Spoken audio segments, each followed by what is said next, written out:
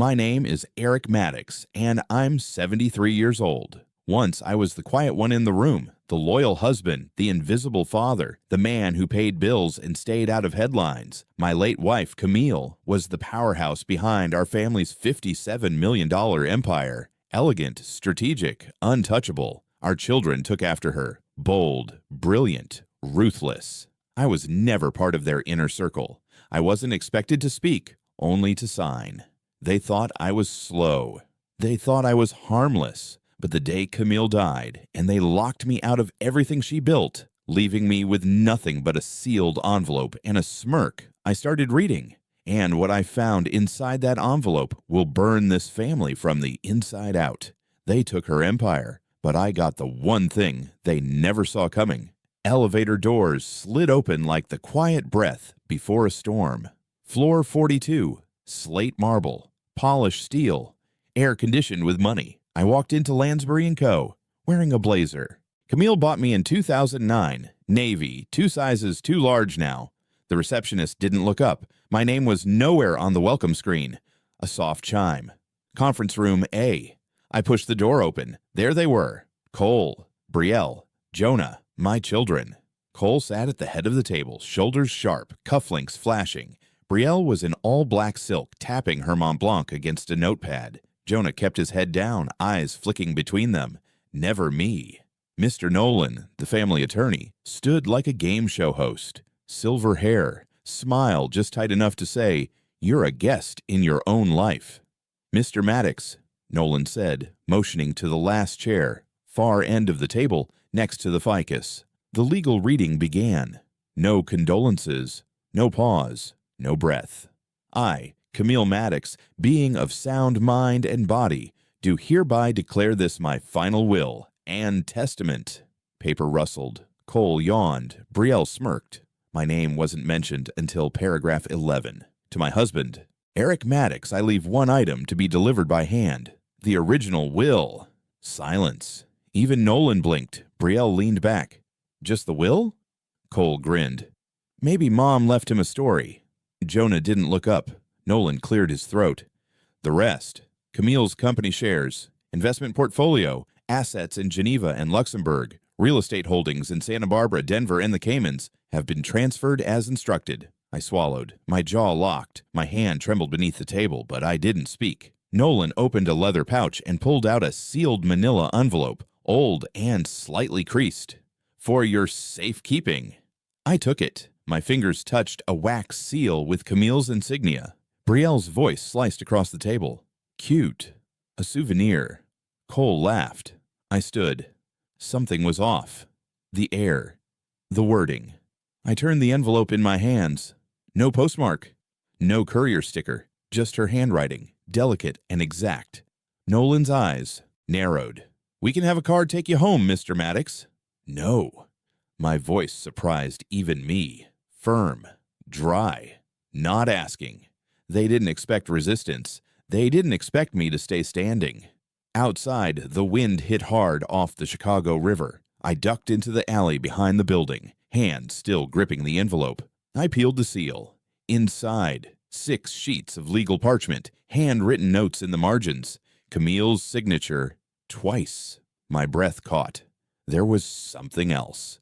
A message written in red ink on the back page. If they're reading this instead of you, then it's already too late. But if it's you, you know what to do. My phone buzzed. Unknown number. One message. If you read past page 7, you won't walk out of this alive. The world went quiet. Then the sky cracked with thunder. And I knew. The will wasn't what my wife left me. It was what she set in motion. The light in my kitchen flickered twice before going out completely. I stood there, the envelope open on the counter, the pages spread like a map of war. The words on page 7 hadn't killed me yet, but something told me they still might. A storm pressed against the window. Chicago's winter didn't whisper. It clawed at the glass like it wanted in. I picked up the second sheet. The handwriting shifted. Camille's usual clean script curved down, rushed, frantic, like it had been written in fear. Margins were scribbled with dates, numbers, asset codes, phrases like Class A acquisition holding and conditional lockbox rotation. Not legal jargon, these were instructions. She left me a manual. For what? I wasn't sure yet. The back page had a tiny red arrow pointing to a note folded into the bottom seam. I peeled it free. A slip of paper barely bigger than my palm. It read, "If you're reading this without Nolan, it means you've already outlived your usefulness to him." The lights came back on. Then my phone buzzed. Same unknown number. You just made yourself very visible. Visible to who? I grabbed my coat. If I was a moving target now, I'd rather not be in a high-rise with windows and one exit. I stuffed the papers into my bag and left. Cut scene. 30 minutes later. South Side. My apartment. Door double locked, curtains shut, every light on. I spread the pages across my desk and started decoding.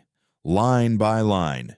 Camille hadn't written a will. She wrote a trail, a puzzle, something layered in symbolic references and obscure notes. A section of her handwriting mentioned TCP-77, not a legal term, but I recognized it. It was the code name she used for one of her earliest shell companies, now dissolved. On paper. On paper doesn't mean in reality. A knock at the door. I froze. 3 short raps, then silence. I didn't move. Then a voice.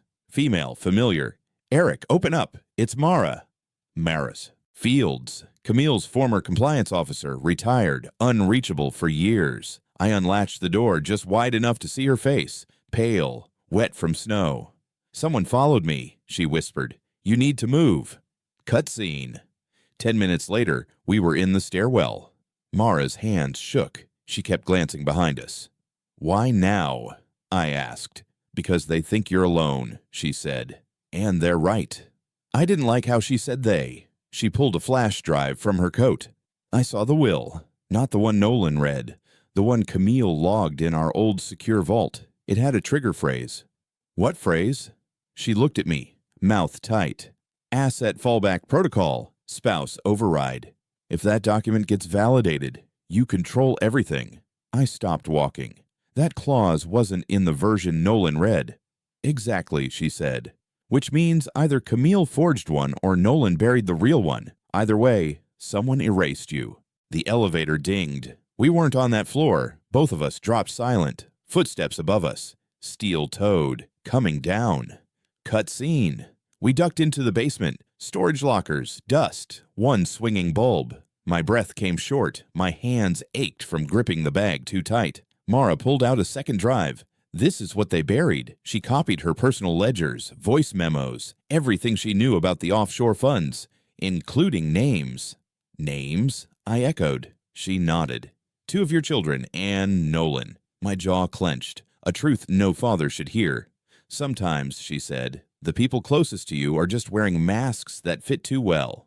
We didn't speak again for 3 minutes, just the sound of concrete creaking above. I peeked out the door. Clear. We moved. Cut scene. Back in my apartment, I uploaded the drive. The folder structure was massive. Camille had archived encrypted videos, bank statements, passport, scans, documents I'd never seen in 30 years of marriage. A pop-up blinked open. Video log 12. Only if Eric survives. I clicked. Camille appeared on screen, pale, no makeup, a glass of wine untouched beside her. "If you're watching this, I'm gone. And if you're still alive, Eric, then God help us both." She leaned in. "I built that empire from the ground up, but I didn't build it alone. And I wasn't the only one feeding it." She listed 3 names. All familiar. All blood. Then her eyes burned through the screen. "You have the last real copy. They don't know you have it, but they will." Thunder cracked outside my window again. A shadow passed across the glass. I turned. No one. Just my own reflection. But I couldn't shake the feeling that the reflection wasn't alone. The Empire wasn't protecting my children. It was setting them up. The shadow didn't move. I stared through the window, pulse hammering, the room dead silent but for the faint hum of the fridge. Then Mara reached forward, pulled the curtain down in one snap. "If they're watching," she muttered, "don't let them see fear." I didn't blink. "Why would Camille trust you with all of this?" she asked. "Why not someone in the firm?" "Because I was invisible, and no one hides a bomb in the spotlight." She didn't argue. Cut scene. 20 minutes later, we were in the underground parking garage beneath my old office building. I had a locker there, used it for storing nothing important until now. Mara stayed in the car, engine running, head on a swivel. I took the flash drive, and Camille's will stepped into the stairwell. Fluorescence flickered, footsteps above. I froze. Then the voice came, low, smooth, familiar. Eric, you're not very good at hiding. Nolan? He leaned against the landing rail. A camel coat. No briefcase this time. I stayed on the steps. One floor between us. What do you want? I asked. He looked down at his hands. Camille was brilliant, but paranoid, and she gave you just enough to make you dangerous. I tightened my grip on the folder. You buried the real will.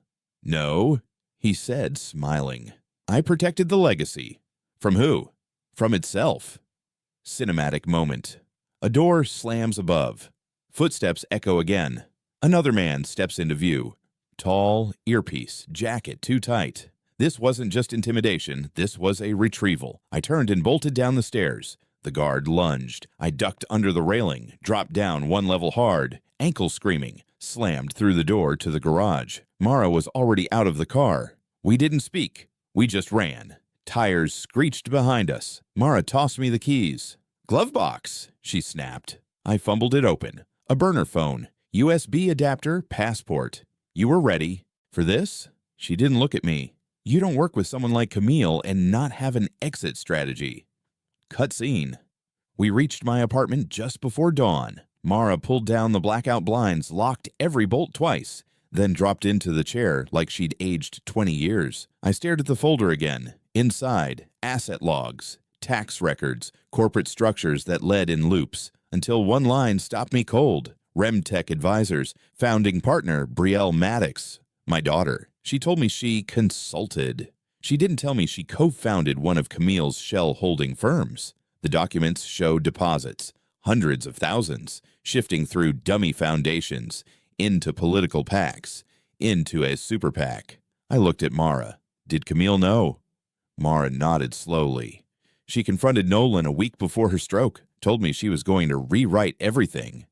Then she died, and the new will vanished. The dots were burning. Holes in my chest. You grow up believing family is your foundation. Then you learn they built a trap beneath you. Cutscene.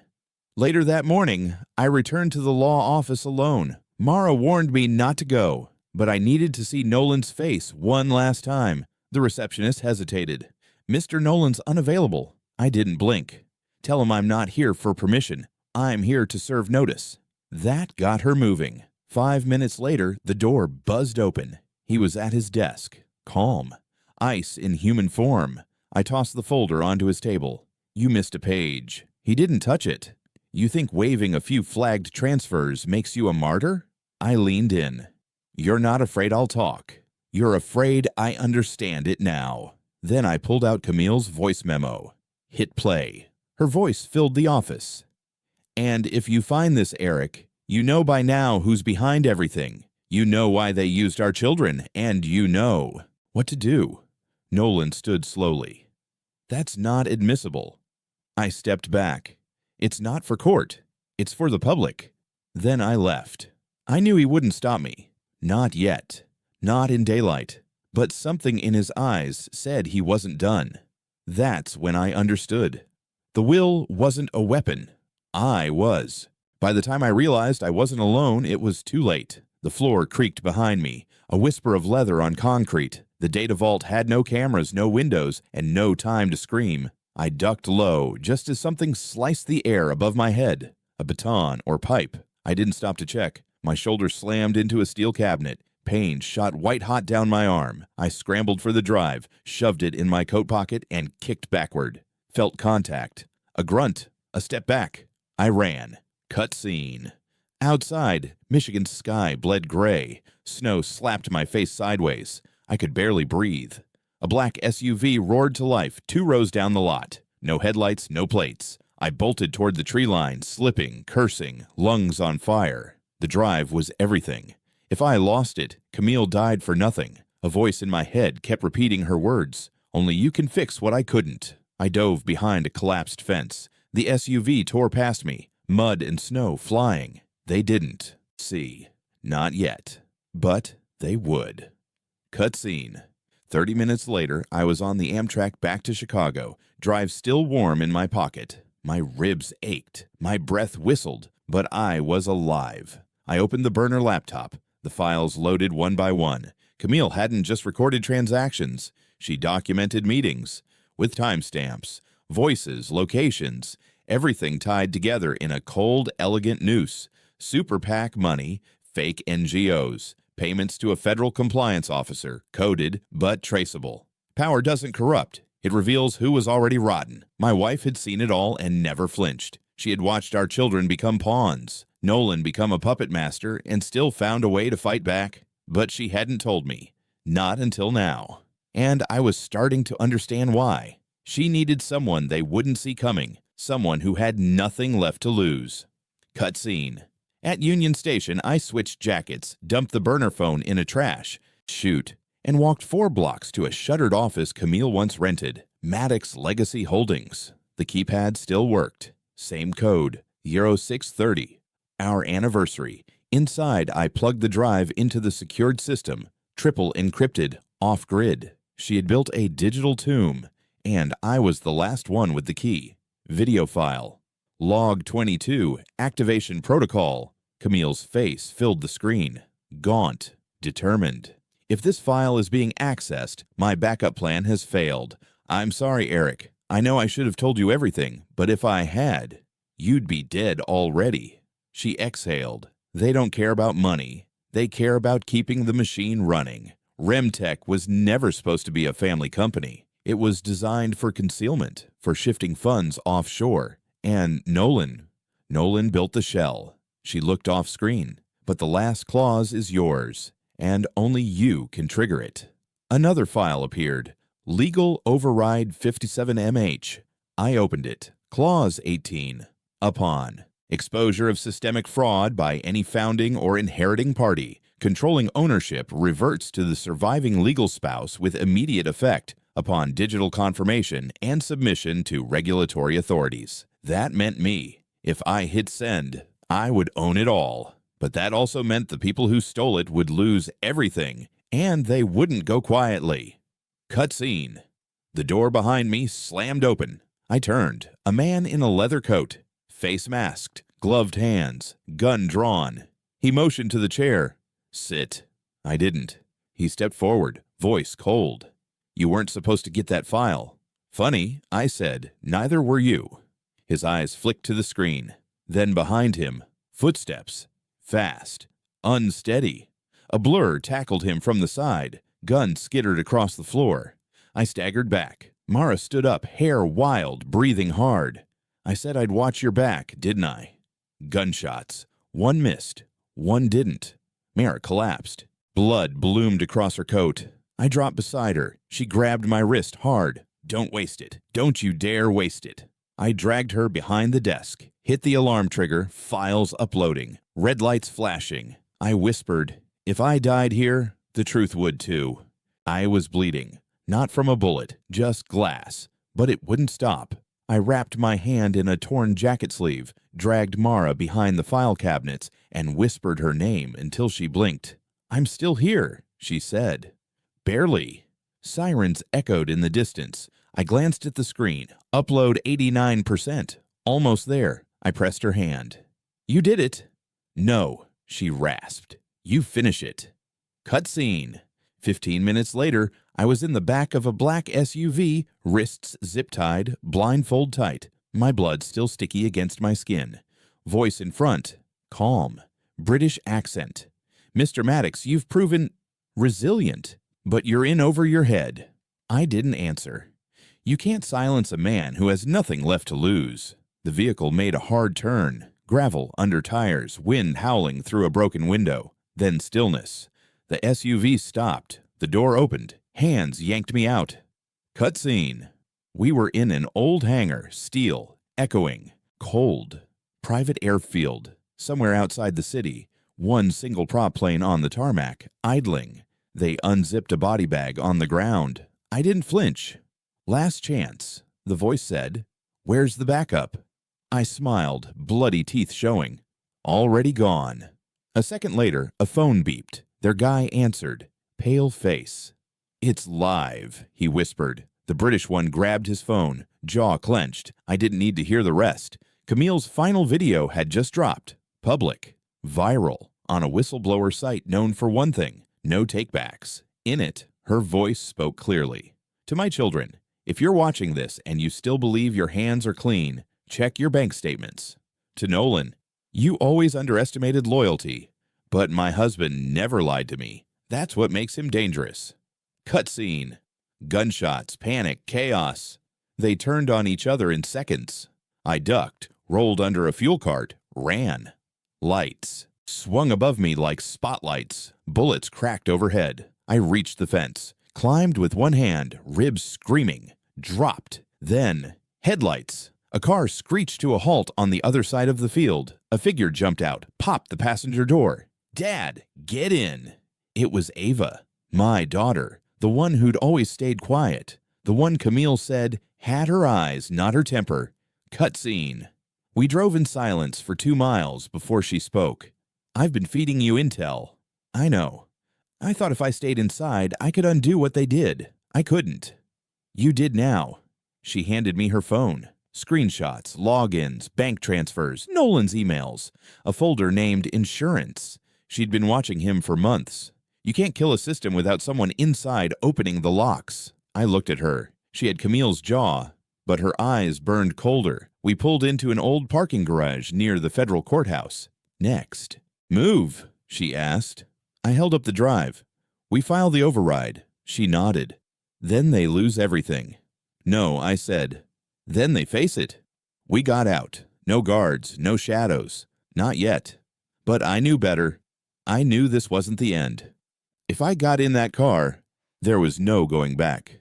But staying meant dying with the lie. It was still dark when I walked into the federal building, one hand on Ava's shoulder, the other gripping the manila folder that had nearly gotten us both killed. Security waved us through. Elevator to the 12th floor, Office of Financial Crimes Enforcement. We didn't speak. The woman who met us had a badge and a stare that could break glass. "Mr. Maddox," she said, "you're either about to make history or be indicted, possibly both." "I've had worse mornings."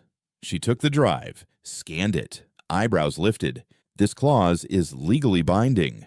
Camille didn't leave much to interpretation. "Do you understand what this triggers?" I nodded. "Yes, they lose everything." She paused. "And you gain all of it." "No," I said. "I'm signing it over to the state. Every dollar, every asset." She stared. "You're surrendering $57 million? Some inherit legacies, others clean them up." I turned to Ava. "Put it in. Education, housing, hospitals, something that matters." For the first time in weeks, she smiled. A small, fierce smile that looked nothing like Camille, but everything like redemption. Cutscene. By noon, headlines exploded. Billion-dollar laundering network exposed. Remtech family trust under federal seizure. Original will changes ownership. Sparks criminal probe. Nolan's face flashed across CNN with the words "fugitive at large." Cole's accounts were frozen. Jonah turned himself in. Brielle issued a statement through a lawyer, cold, polished, terrified. I didn't watch the press conference. I had other plans. Cut scene. 2 months later, I walked through the doors of a brick storefront on Ashland and 16th. Modest, clean. Ava had the keys. Inside, shelves were half-stocked. A quiet bell chimed overhead. Maddox books. Not a foundation, not an empire, just something real. I stood at the counter, flipped the sign to open. A kid walked. In 10 minutes later, asking if we had any good thrillers. I handed him a worn copy of The Spy Who Came In From the Cold. "It's not about spies," I told him. "It's about people who lose everything and still do the right thing. The truth doesn't always set you free, but it does make your cage a little wider." Cut scene. Later that night, I sat alone in the back room. A single photo hung on the wall. Camille in her office, arms crossed, eyes sharp, not smiling, but proud. Ava had put the quote beneath it: "No inheritance is worth silence." I closed the door behind me. The city kept moving outside, and if they're still watching, I hope they're terrified I'm not done yet.